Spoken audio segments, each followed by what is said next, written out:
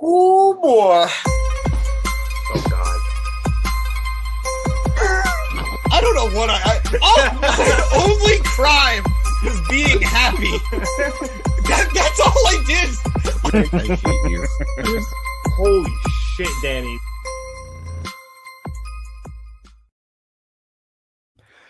Hi. Hey.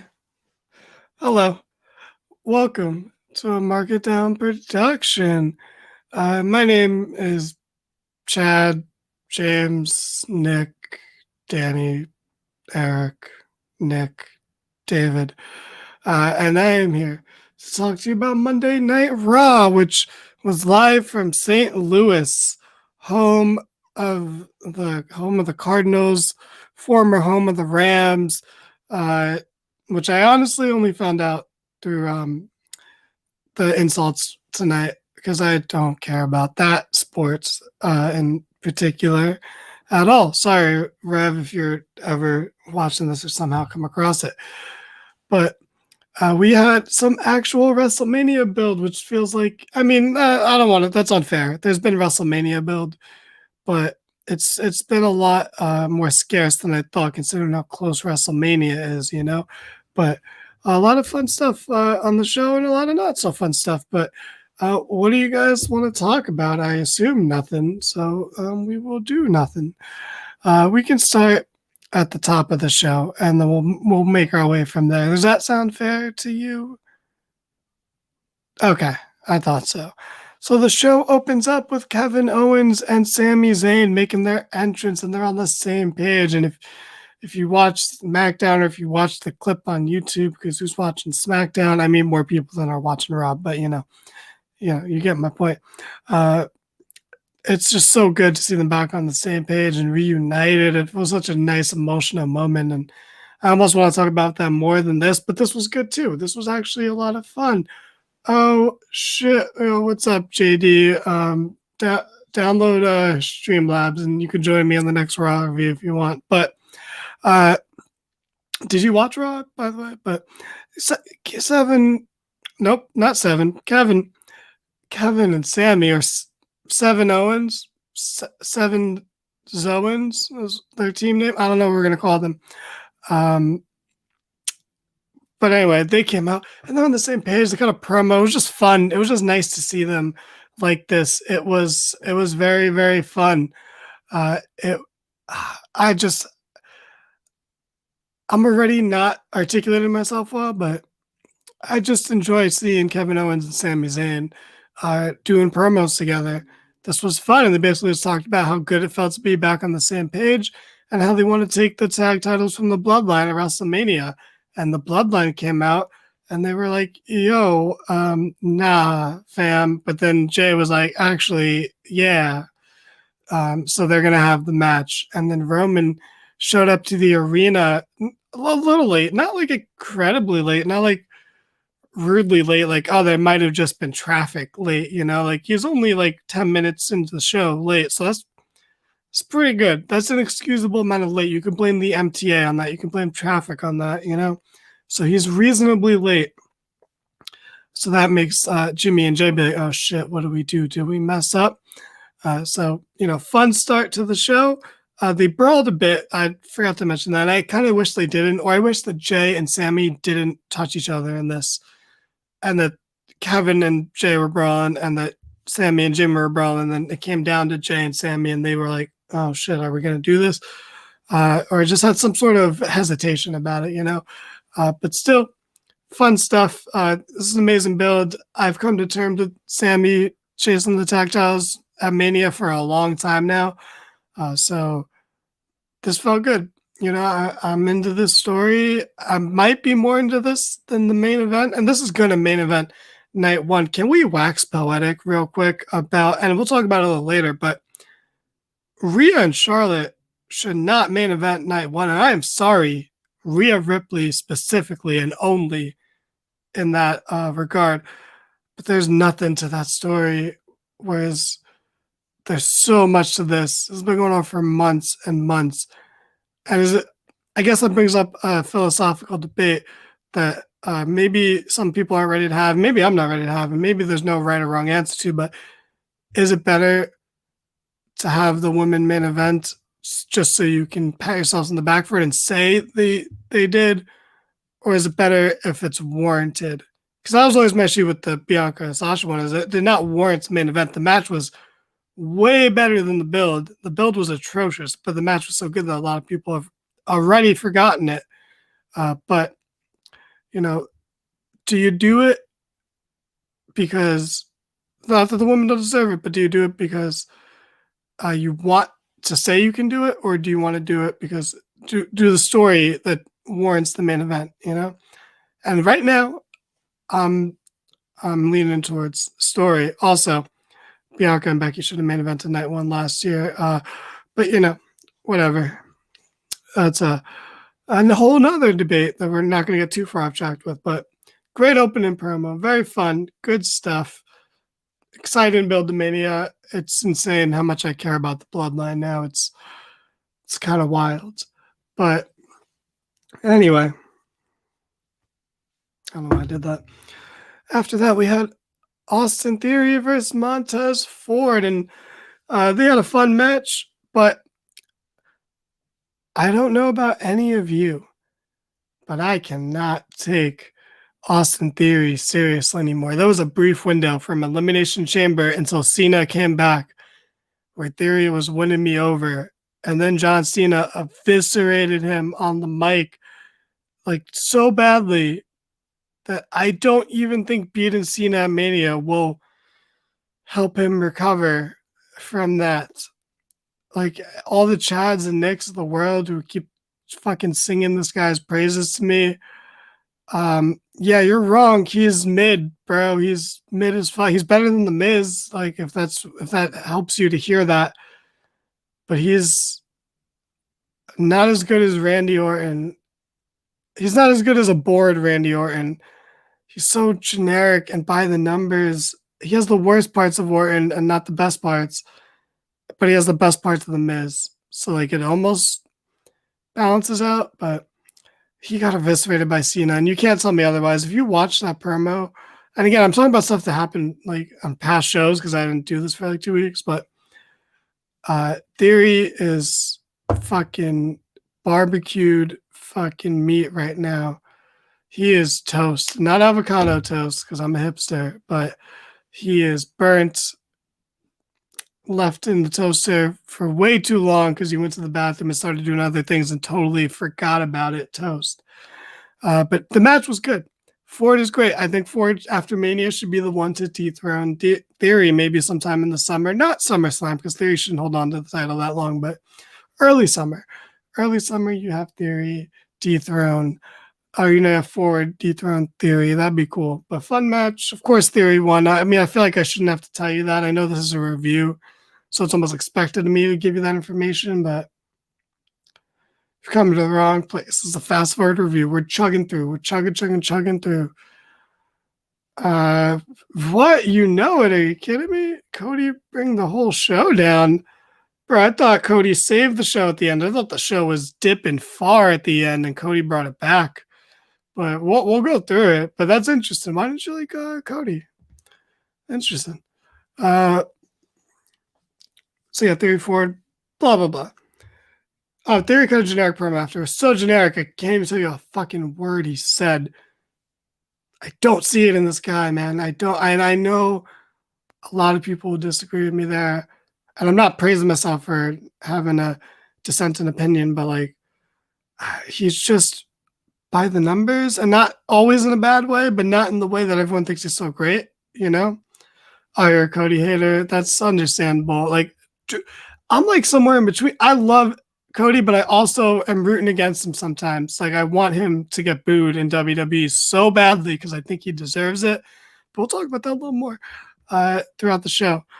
So that's funny. But yeah, Bloodline had a backstage segment. Of course, it was good. You know, Roman's like, you guys got beat up a little bit out there, huh? And he's like, yeah. He's like, but nothing hurts more than having my brother taken away from me and having someone make it seem like it was my fault. And Roman looked up at him, and Paul Heyman looked up at him. Everyone was looking at him like, are you are you giving Roman some shit right now? But of course he didn't, because Jimmy's a little bitch. He's the bitch of the bloodline. He is the least intimidating member of the bloodline. He is, and I'm including Paul Heyman in that. And he's the goofiest member of the bloodline. And he's also the most irresponsible person that should have been fired for drunk driving. But that's a whole other thing that we're letting go because the story is so good. Because there's a fame to blame ratio. And the story is so good that I'm only going to make these jabs about his drunk driving and never actually try to start a revolution against him. But he says Sammy did that. Sammy almost took his brother away and got him in trouble for it. And so it was a nice setup right there of Jimmy actually doing something and possibly dissenting and having some sort of intrigue, which he usually doesn't have. So, good little stuff. And then Roman's like, cool, everyone get the fuck out, except for you, Jay.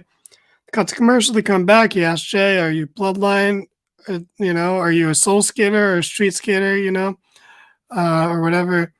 And he's like, oh, I'm bloodline. And then Roman's like, I love you. And Jay looks at him like, very confused, very hurt. He's so conflicted. Jay's great. Jay is so good. He's only got one DUI, so that's a mistake that you could learn from. He's not like his brother, and he's so good here. Like, honestly, like, the story's great. I'm sorry that I'm making like real life jokes to undercut what is a really good story, but it is a really good story. I cannot pretend otherwise. So yeah, we'll see. But I can't wait either. That's the thing. That's why I think Cody could win the titles at Mania, and I know you'd hate that, it, but because Roman has story set for the follow up. He has the bloodline crumbling, and that's exciting. So I'm super, super into that, and that's the only way I'll be into it. Otherwise, I wouldn't. I'll be honest, I would not care about the Usos like that. They are a great tag team, but like, I wouldn't be this invested if it wasn't for all of this great story surrounding it. I mean, I guess it's obvious about any story on any show. If it wasn't a good story, I wouldn't be invested. Like, fucking duh. But good stuff. Chelsea has a segment with Pierce. She's like, for some reason, Carmella's not here. And so I want Piper Niven to be my partner, and I want into the showcase match of Mania. And oh my God. So you have so many ideas for a weekly episode of the podcast that I probably won't even be on, but I just wanted to be all discussion based where I talk about what's warranted as a main event and why these showcase matches are really dumb and not dumb. That's harsh. I don't know why I feel bad about being mean where I'm normally very mean, but I thought we were going to have a tighter card. And like, I don't know. That's the thing. Do you think that there should be matches that allow everyone to get in the card because they've worked all year and have earned it in that regard?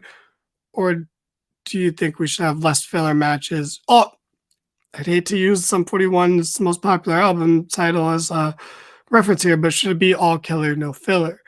And I just want shorter cards. So if this doesn't make the card too much longer, fine. But I can't imagine the crowd being into it that much. I can't imagine these matches not dying a death. But anyway, we'll get back to that later. Maybe, I guess. I keep saying that, but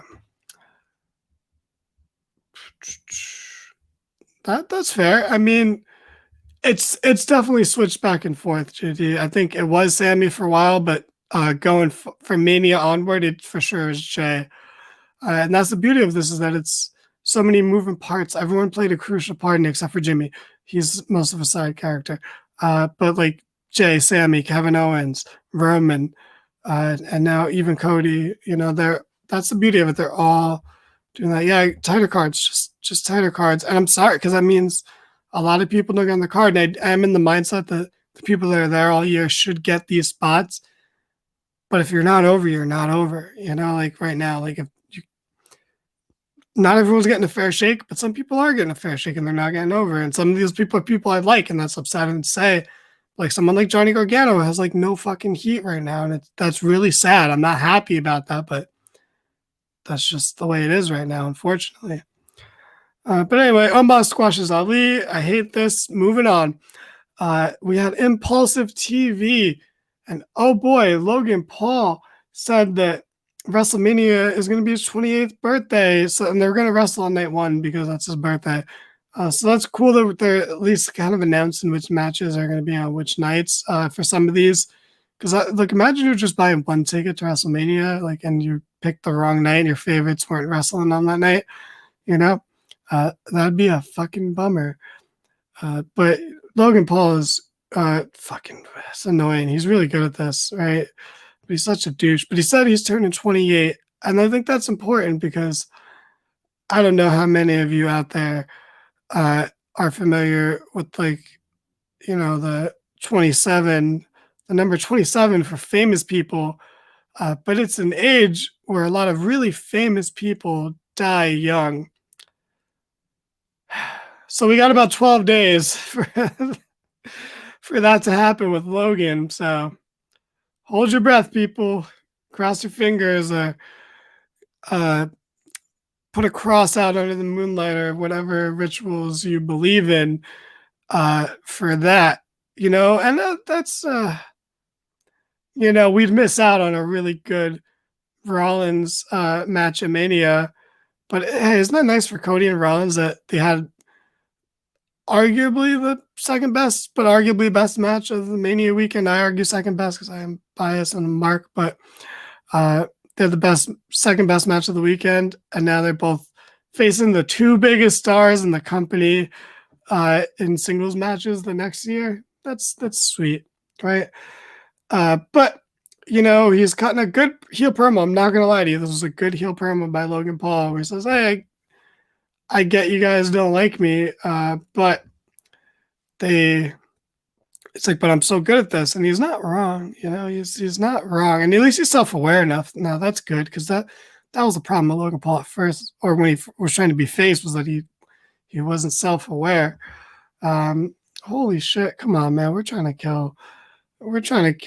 people out here. I don't think it's a hot take to say the world wouldn't lose much. But anyways, yeah, nothing there. Good stuff. Seth Rollins' interruption was kind of corny. He was in the producer truck, came out. But I did like that he was, playing up to the crowd with the music, and he was acting like he was going to kind of promo. Then he started to brawl with Logan. Some referees broke him up, but Paul got in the lucky punch again, which means it's really not that lucky anymore if he's hit it consecutive weeks. But good stuff, decent stuff. I'm still into this feud. I think the match is going to be amazing. I wish the worst for Logan Paul. I hope his Charizard cards get stolen. Yeah, I hope his brother, I don't know, has bad side effects from steroids. I don't know. If you're offended by this, cool. You're defending the Paul brothers. Feel good about yourself. Got him. I'm in control. After that, we had Johnny Gargano versus Dominic Mysterio. And see earlier when I said how Johnny Gargano is not over, I think this was proof that Triple H has realized that, because he had one of his prized boys, one of his favorites, one of his favorite children that he brought back, and had him lose to Dominic Mysterio. And they were selling the Grayson Waller attack from NXT, which also made him look like a chump, by the way. And is why I don't like Candice's involvement in Johnny's stories, because they always make her seem helpless. I'm like, bro, you're a wrestler. It's like, fucking don't act like a damsel in distress. You're a wrestler, But whatever. Dom wins, and that's just fucking sad. And it's like, I don't like, Dom's great, he's so bad that it's good now. He has turned that corner, but having him beat Johnny Gargano is just, that doesn't feel right. That didn't leave me with a good feeling. And then Dom cut a really bad promo after that he botched like really badly. But it's okay because it's Dom. So him botching his promos is almost like him doing it right at this point. So, like Dom and Judgment Day are great. It's just Gargano, poor fucking guy. He should have gone, I don't want to be one of those guys, but maybe you should have gone to AEW with a bunch of your friends and just for a little bit to see what it was like, but who knows? Maybe he's just a mid-carder. And this is a sad reality we have to come to as fans and understand that not all the people we love are ever going to reach the top of the card. And sometimes that's okay. Other times they lose to Dom and it doesn't feel good. So, oh well, I guess. Also, Dom's hair looks stupid. I know it's supposed to look like Eddie, but it's still stupid. It was stupid on Eddie, too. That doesn't mean that Eddie wasn't great and an all-time great, but, it's not a great haircut. I'll say the nicest thing about Theory is his haircut because it's similar to mine. But, we're steamrolling through this because I'm tired and I don't have anyone to react to my fucking shitty, messed up jokes. So we're going through this. Edge had a promo. It was dark and broody, and I don't have strong feelings about it. I didn't think it was good. I didn't think it was bad. I thought it happened. I wish it didn't happen. But I wouldn't waste a genius wish on making it not happen, So I guess it was relatively inoffensive. Finn better win that match. That's all I have to say about that. Moving on, Rhea cut a promo. Rhea Ripley, that is, came out, cut a promo. The crowd was into it at first, but the promo went on a little too long, and the crowd got kind of bored, and they started whatting her, and she was like, "Don't what me," and they kind of did it a little bit more, but barely, like very half-hearted what chance, and then it died out pretty quick. And she basically cut this promo that, she is the baby face, and Charlotte is the heel, despite them trying to pretend otherwise. She said, Charlotte's living in the past, and it doesn't matter that you beat me when I was in my first WrestleMania and I was a young kid, and all you do is hold people down, and, you don't respect anyone, and, but I don't need you to respect me. You will fear me when I beat you for the championship. And I'm like, how is she the heel here? How is Charlotte ever a face? How do you fucking morons ever think that? She's not a face, ever. There's no context. Lacey Evans was fucking her dad, and you know what? They were all heels. I don't care. All heels in that story. Anyway, for some fucking reason, Bayley interrupts. She's in her gear, but Rhea's not in her gear, so you'd think it's going to lead to a match, but why isn't Rhea in her gear? But it's still going to lead to a match. Don't you fucking worry. So Rhea took on Bayley, and halfway through the match, Becky, Trish, and Lita came out and just ate popcorn and watched the match, and then beat up Damage Control a little bit when they were interfering too much. And then Rhea won the match, and I didn't understand what the point of this was. Why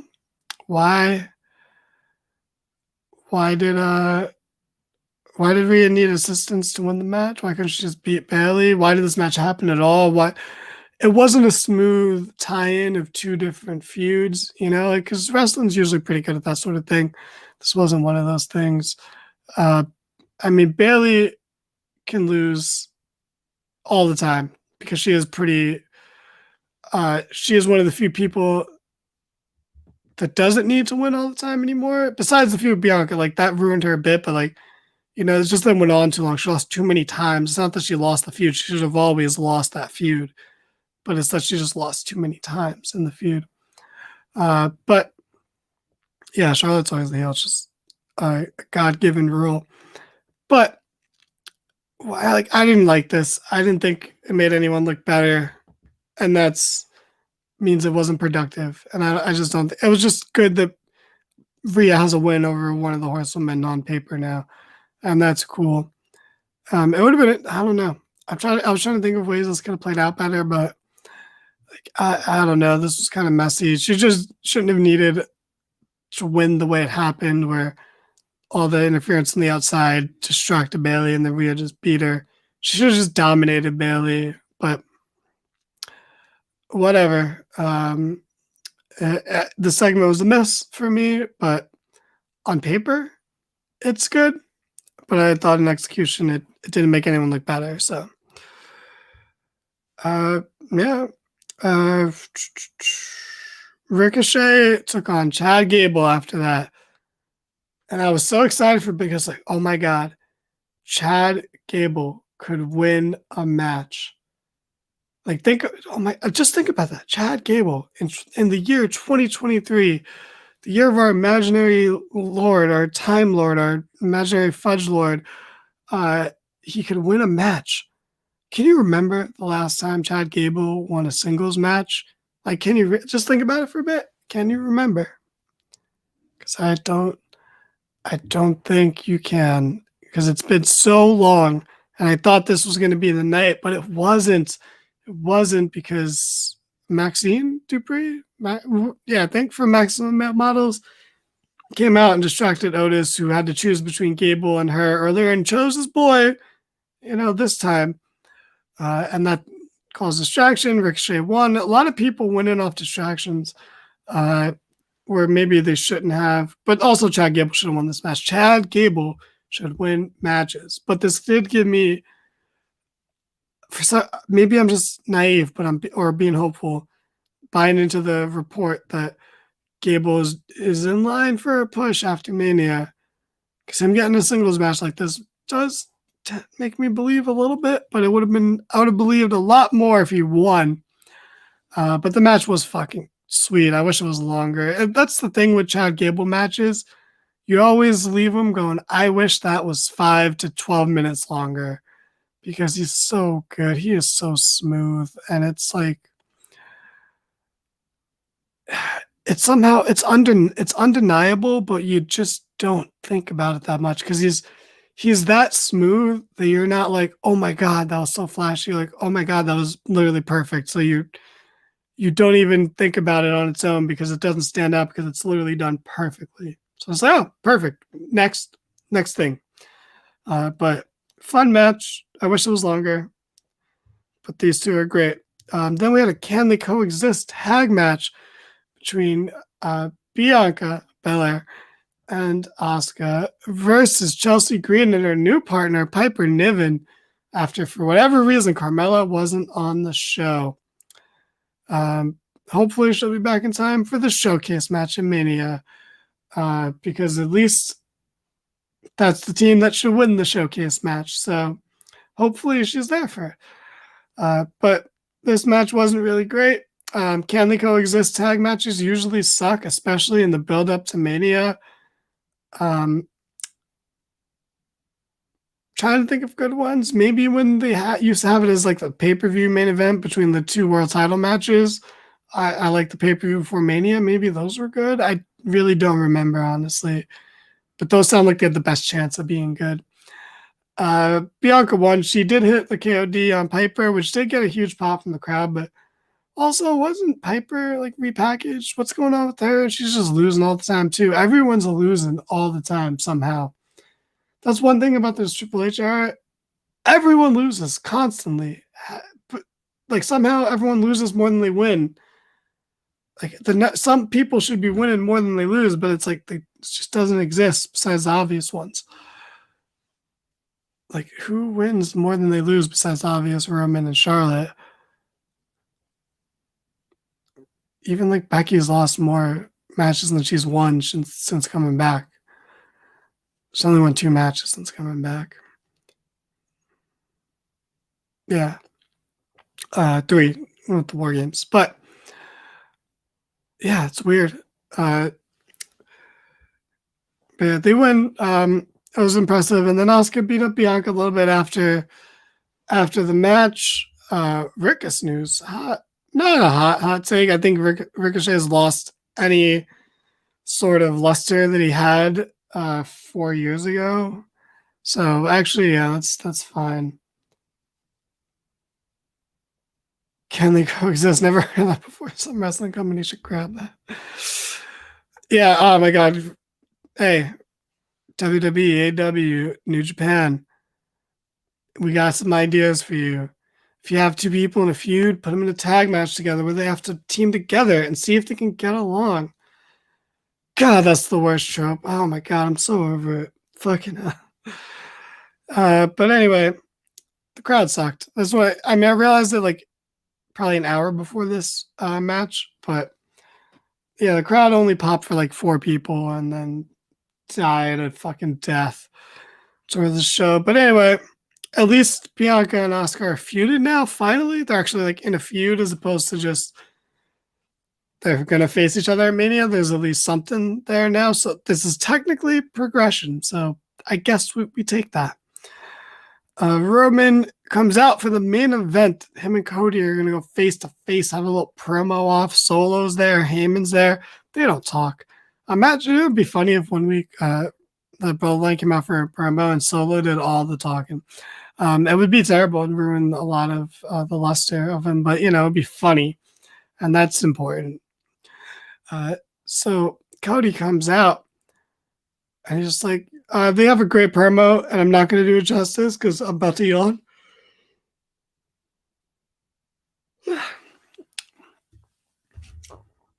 Oh, man. That's one on the podcast now. But I thought Cody had a really good promo here, and so did Roman, too. Roman, in so many words, said, Cody, you suck, bro. You left. You couldn't cut it as Stardust. You didn't want to do that, so you ran away. And then what'd you do? You started a company, and what'd you do? You ran away from that company because you weren't getting over. And this is the closest I've ever been to seeing Roman as a baby face, because he said the thing I've been saying. This fucking dude ran away from the company because the crowd didn't like him anymore, because he couldn't fucking get them to cheer him. And yes, I know that wasn't the reason, or that wasn't the only reason, but a part of me believes that that's a fraction of the reason, and you can't take that away from me.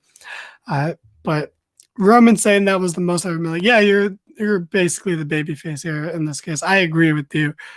I think that you are right, sir. I think, Roman, you said things. You spoke words, and I heard those words, and I thought those words were accurate. So kudos to you, because this motherfucker left his company to, and again, another discussion idea for the podcast I want to talk about is that,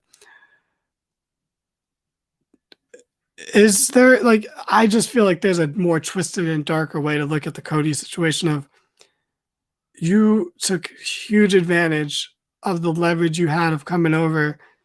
You wouldn't be the guy to dethrone Reigns. It almost feels like you used your company to set yourself up for that. That was not ever the plan. And then you're like, basically used it as leverage to get yourself in there. That being said, I love Cody and I hope he wins. But, I still have that feeling in the back of my mind, or in the front of my mind, the tip of my tongue, and now out there in the air to spread like a virus. Not topical at all. But Cody, says, well, you're saying, what if about me the next day, if I lose? What about if you lose? You lose everything. The bloodline collapses when you lose. Jay will leave you, and then in turn, Jimmy will leave you, and then Solo will leave you, who is not ready yet. And then Solo was like, fuck you, bro. But with his eyes, he doesn't talk. And then Solo didn't leave when Roman and Heyman left. He stayed behind a bit, like he was going to get into it with Cody. And Roman's like, no, come on, Solo. And then Cody's like, yeah, you're not ready, kid. And then he tried to spike Cody, and Cody blocked it, which is, if you didn't think that the build up to this match was going to include Cody Rhodes giving Solo his first and probably only loss of for a long time, you are mistaken. That was always going to happen. He's gonna Wardlow this motherfucker. And you know what? I think he's the right guy to do it. I don't even think that's the wrong thing in this situation. I think Solo will look great, and you can put over Solo huge. Like, you could push him so strong after you. It is okay to lose to the guy who's going to main event WrestleMania, That's a perfectly fine guy to give you your first loss as a rookie, no less. But people are still going to be pissed about that. I'm just not one of them. But I just think it's funny that I saw some people saying like, "Oh, don't do that. Don't have Cody beat Solo. Like, why the fuck not? Who then? You're just gonna push this guy, like, or the only argument I'll accept is that you could say that he could be a contender and then he could lose to Cody. But I feel like that would just get crowded. That's in a few ways it is. To be honest, I didn't check the title on Facebook, so I don't care what the title says on Facebook. I don't like either streaming on Facebook, but yeah, Cody's gonna be the hero or die trying. And yeah, that's the thing. He left the company to give himself a fresh fucking start to do it. Man, that's my problem with it. Dude, I have no producer. Okay, I have no producer, Eric. This is your fault. All right, I'm not. You're lucky I did this. It was 11:50, and I was like, do I go to sleep or do I do this review? And I was like, I have enough energy to do this review, but I still want to go to sleep. So this is all the effort you're getting out of me. I'm not a tryhard like James. But yeah, we'll see. This was a good build to Mania. I'm invested in all the Bloodline stories. I swear to God, I'm invested in Seth Rollins and Logan Paul. I'm not. I mean, I'm invested in the 6-woman tag because it's gonna be fun. But like, that was, like I said earlier, that was a weak follow up. Like they fucking knocked Trish Stratus out last week, and this week they just are happy to stand there and watch the mat. Like it was dumb. But decent stuff, decent build. It made me a little more excited for Mania. It made me really excited for night 1 with the tag match and the Logan Paul Seth match. And night 2 is gonna have a lot to follow. Maybe just make WrestleMania one night and then trim matches like the showcase matches. But again, that's a debate to maybe be had on the podcast or maybe on the prediction show. Maybe the prediction show will be predictions followed by philosophical debates in regards to wrestling. The title's amazing, Eric. You don't know what you're talking about. You've never titled anything in your life. You're a real selfish one. But anyway, everyone, that was Raw. Let me know what you think. Decent. At least they say it gets it, man. I do want to be invested in a good pillow. I got a cube pillow. I got a regular pillow. I got pillows for days, for 3 days specifically. But yeah, let me know what you thought of Raw. Meet you guys back here next week. See you on Wednesday for the Dynamite review, Thursday for the podcast, and for the Gym Pack Zone. Friday for nothing. I'll probably post a meme on Instagram. But anyway, be nice to animals. Don't drink and drive. Get well rested. Don't work out at 11:50 at night. Unless you work like until 10 at night. But yeah, have a good night. Have a good night, everyone. Stay safe.